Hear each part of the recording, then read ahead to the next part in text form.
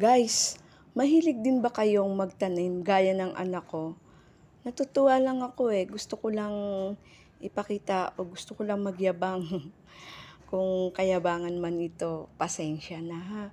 Kasi natutuwa lang talaga ako. Alam nyo ba guys, itong pwesto namin ngayon, itong tinitirahan namin ngayon, nasa Torre kami, pinaka last floor, pinaka last floor nga ng building na ito. Kumbaga mataas ang aming kinalalagyan. Tapos puro semento. Pero yung anak mong desididong magtanim, desididong umani at kumain ng sariwang gulay.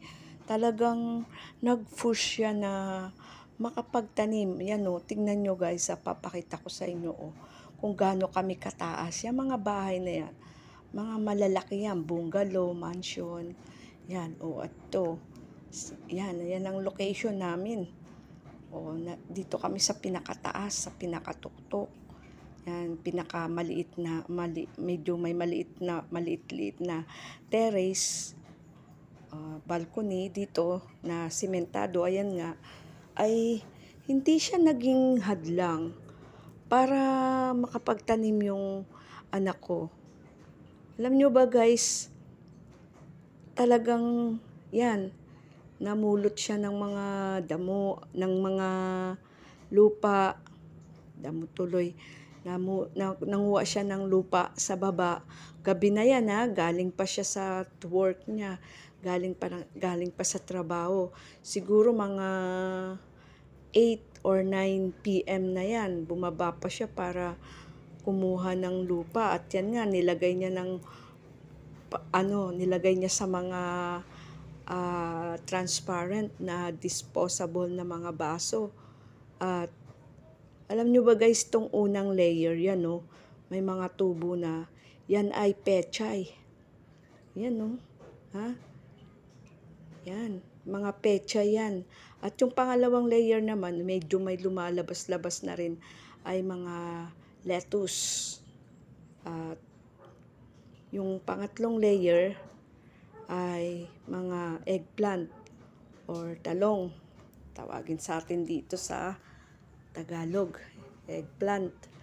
Eggplant, itong nasa baba, nasa gitna yan, lettuce. At yung may mga tubo na, pechay. At alam nyo ba guys, ano pa lang to 2 days and 3 nights.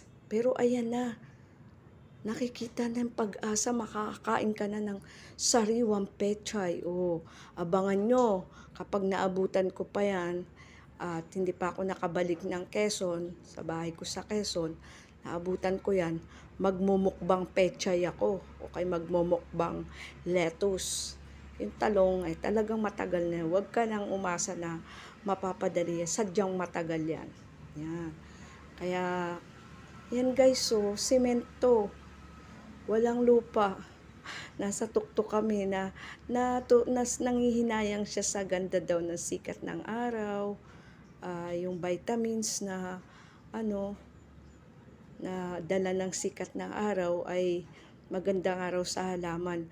Baga ako din guys, kabataan ko, kahit hanggang ngayon, kung mapapansin nyo, ilalagay ko sa link sa ibaba, sa comment section, yung bahay ko sa Tagaytay, sementado din. Sementado din yung pinaka-terrace, pero punong-puno ng halaman. Kumbaga green thumb kami at nagmana sa akin tong anak ko. At talagang sabi nga, be a good pattern para sa ating mga anak. Kasi kung nakikita ng ating mga anak yung mga ginagawa natin, hindi na natin kailangan magngawa ng magngawa o magdaldal ng magdaldal para sundin tayo Gagawin na nila yung nakikita nilang ginagawa natin. Katulad ko guys, sa totoo lang, yun nga, ilalagay ko sa comment section sa ibaba yung link. At panoorin nyo rin kung gaano karami ang alaga kong halaman sa Tagaytay. Sementado rin yun. Overlooking din yung bahay ko doon na tinirahan. At ngayon nga, may mga collection ko doon, mga cactus, ganyan, mga succulent. sari-saring halaman, makikita nyo kung gaano karami. Hanggang sa kwarto ko, hanggang sa bintana ko, puro halaman. Naalala nyo nung pandemic, nag-uso ang plantitas, ay talagang nakipagpaligsahan ako. Kumita ako ng gusto sa mga cactus collection ko. Pag nanganganak sila, binebenta ko. Hindi na ako nahirapan kasi ipopost ko lang sa social media account ko, ay kusa nang pupuntahan sa bahay ng mga buyer, ganun. At alam nyo rin ba na ako yung first time na nagdala ng halaman sa loob ng mall, sa Pora Mall. Nagkaroon ako ng pwesto doon sa Pora Mall, Tagaytay. At nakaranas ako doon ng panginsultuhan ng katabi ko. Sabi, halaman sa mall? Ano to, gubat? Kinaganon. Pero nung makita nila dinadagsa ako ng mga turista noon, mas marami pa yung benta ko kaysa sa mga benta ko sa halaman, kaysa sa cosmetic ko. Abay, nagsigayahan na.